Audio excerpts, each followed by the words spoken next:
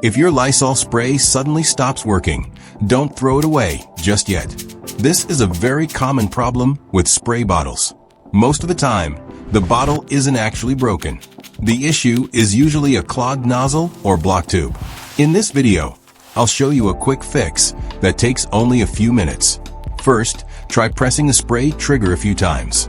If nothing comes out, the nozzle may be clogged. Many people think the bottle is empty or broken, but often it just needs a simple cleaning. Start by removing the spray head from the bottle. Pull the nozzle and tube assembly out carefully. You should see a long plastic tube attached to the sprayer.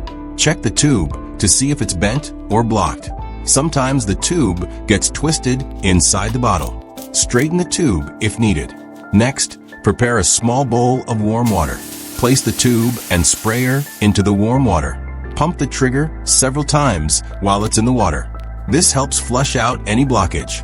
Warm water helps loosen dried cleaner inside the nozzle. Now remove the sprayer from the water.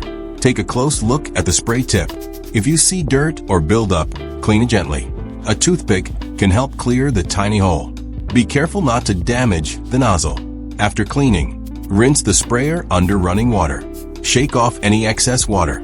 Let the parts dry for a moment. You can also press the trigger a few times to remove water. Now reattach the tube to the spray head. Place the sprayer back into the bottle.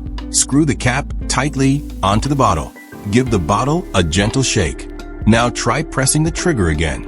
At first, you may see only a small spray. Pump the trigger a few more times. Soon, the spray should return to normal.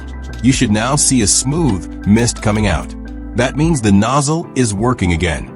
This simple fix can save you from throwing away a good bottle. Clogged spray nozzles are very common, but they are usually easy to repair. Now your Lysol spray bottle is ready to use again, and your surfaces can stay clean and disinfected.